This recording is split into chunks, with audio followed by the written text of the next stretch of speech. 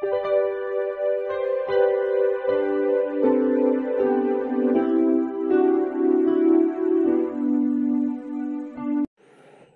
Students, প্রথমেই UK educational টিপসের পক্ষ থেকে তোমাদের সকলকে স্বাগত জানাই।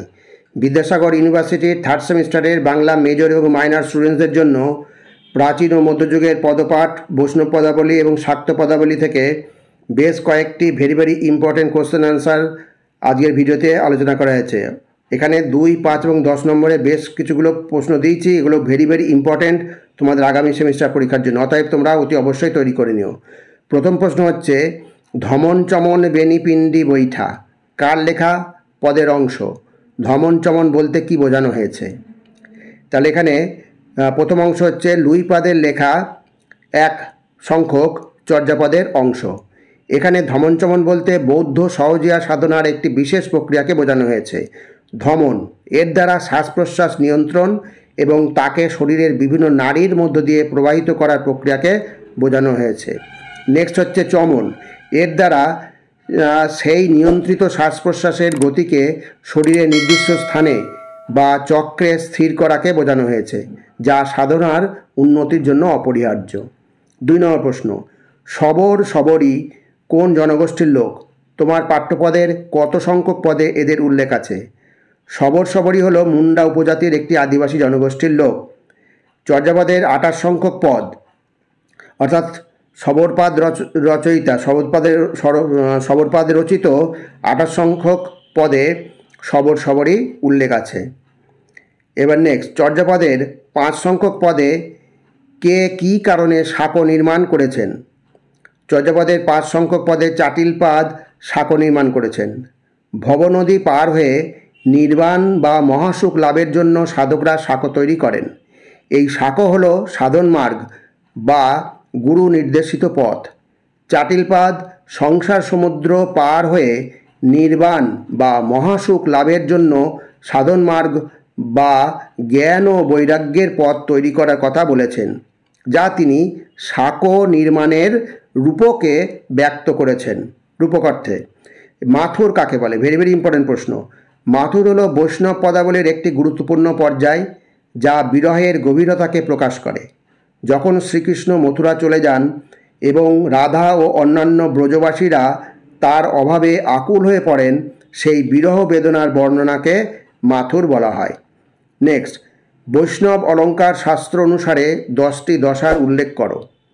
বৈষ্ণব অলঙ্কার শাস্ত্র অনুসারে বিশেষ করে পূর্বরাগ 10টি দশার মধ্য দিয়ে বিকশিত। বৈষ্ণব অলঙ্কার শাস্ত্র অনুসারে পূর্বরাগের 10টি দশা হল লালসা, উদ্বেগ, জাগরণ, তানব বা কৃশতা, জরিমা, ব্যগ্রতা, ব্যাধি, উন্মাদ, মোহ, আর হচ্ছে মৃতি বা মৃত্যু বাসনা। ভেরি ইম্পর্টেন্ট প্রশ্ন। শ্রীদাম সুদাম দাম পদটিতে গোপালকে, তার নিরাপত্তার জন্য কে চিন্তিত? ভেরি ইম্পর্টেন্ট প্রশ্ন। শ্রীদাম সুদাম দাম পদটিতে গোপাল হলো শ্রীকৃষ্ণ, তার নিরাপত্তার জন্য কে চিন্তিত? তার নিরাপত্তার জন্য মা যশোদা চিন্তিত। 7 নম্বর, গঙ্গা যমুনা মাঝে কে কী কাজ করে? ভেরি ইম্পর্টেন্ট প্রশ্ন। চর্যাপদের গঙ্গা যমুনা বলতে প্রতীকী অর্থে ইরা ও পিঙ্গলা নারীকে বোঝানো হয়েছে। গঙ্গা ও যমুনার অর্থাৎ ইরা ও পিঙ্গলা নারীর মাঝখানে একটি নৌকা, যেটা হচ্ছে সুষুম্না নারী, প্রবাহিত হয়। তাতে চড়ে মাতঙ্গী ডম্বী সহজেই পার করিয়ে দেন। নেক্সট, আজও রজনীহাম ভাগে পোহাইলু পদটি কোন পর্যায়ের? পদটি রচয়িতার অতি সংক্ষিপ্ত পরিচয় দাও। এটা তোমরা খুবই ভালো করে জানো, এটা ভেরি ইম্পর্টেন্ট প্রশ্ন। আজও রজনীহাম ভাগে পোহাইলু ভাব সম্মিলন পর্যায়ের একটি অন্যতম শ্রেষ্ঠ পদ। আর দ্বিতীয় অংশ হচ্ছে, বিদ্যাপতির বাসভূমি ছিল বর্তমানে বিহারের দ্বারভাঙ্গা জেলার বিসফি গ্রামে। বিদ্যাপতির পিতার নাম গণপতি, তিনি মৈথিল কোকিল নামে পরিচিত ছিলেন। তিনি রানা শিবসিংয়ের কাছ থেকে অভিনব জয়দেব উপাধি লাভ করেছিলেন। সংক্ষেপে এটা দেওয়া হলো, যেহেতু এটা 2 নম্বরের। আর নেক্সট হচ্ছে, আগমনী কাকে বলে? আর একটা ভেরি ইম্পর্টেন্ট প্রশ্ন। আগমনী বলতে মূলত শরৎকালে দেবী দুর্গার হিমালয় ছেড়ে মর্তে আগমনের প্রস্তুতির গান, বা এই আগমনকে কেন্দ্র করে যে উৎসবের মেজাজ তৈরি হয় তাকে বোঝায়। এবার 10 নম্বর, গগনহি নিগমন দিনমণি কাতি, পংক্তিটির অর্থ নিজের ভাষায় লেখো। এই 10, 11 এগুলো আমি আর করে দিলাম না, ভিডিওটা বড় হয়ে যায় বলে। এগুলো ভেরি ভেরি ইম্পর্টেন্ট প্রশ্ন, তোমরা এগুলো রেডি করে নিও। রামপ্রসাদ সেনের শাক্তপদের 2টি বৈশিষ্ট্য লেখো। তারপরে 12 নম্বর হচ্ছে, ওহে গিরিরাজ গৌরী অভিমান করেছে, গৌরীর অভিমানের কারণ উল্লেখ করো। 13 নম্বর, কলু তার বলদের চোখ ঢেকে রাখে কেন, রামপ্রসাদ সেনের পদ অবলম্বনে উত্তর দাও। প্রত্যেকটা ভেরি ভেরি ইম্পর্টেন্ট প্রশ্ন, অতি অবশ্যই এই উত্তরগুলো তোমরা রেডি করে নেবে। শুনেছি দারুণ, তুমি না রাখো সতের মান, সতের মান বলতে কি বোঝানো হয়েছে।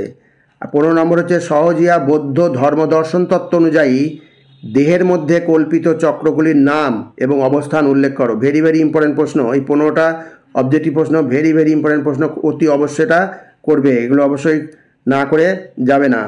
এবার 5 নম্বরে কয়েকটা প্রশ্ন দিয়েছি, দেখো এগুলো প্রত্যেকটা ইম্পর্টেন্ট।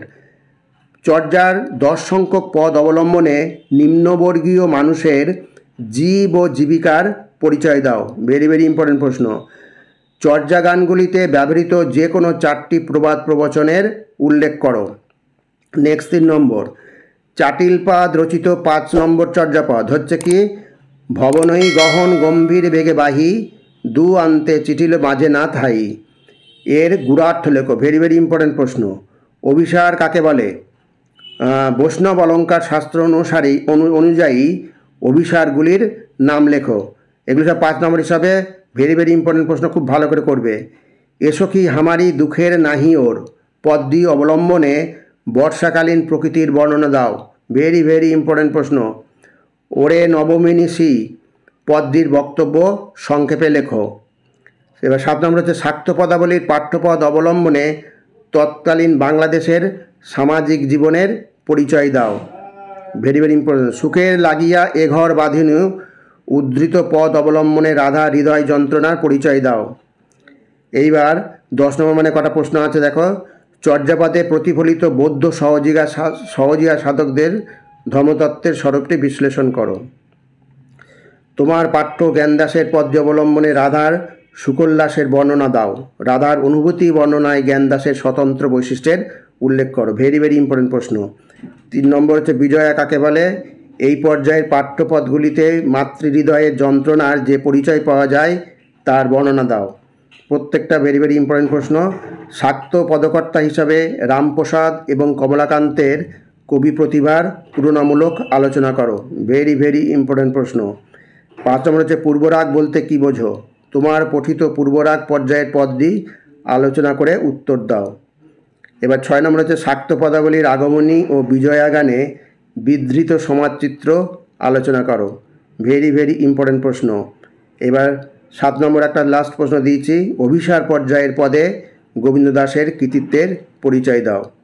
যে কটা প্রশ্ন দিয়ে আছে প্রত্যেকটাই মোস্ট ইম্পর্টেন্ট প্রশ্ন, এই প্রশ্নগুলো অতি অবশ্যই তোমরা করবে, এগুলো না করে তোমরা কেউ যাবে না। তাহলে স্টুডেন্টস, ভিডিওটা যদি ভালো লাগে অবশ্যই সাবস্ক্রাইব করো, এর সাথে একটা লাইক দিও এবং তোমার ফ্রেন্ডসদের মধ্যে ভিডিওটি শেয়ার করো।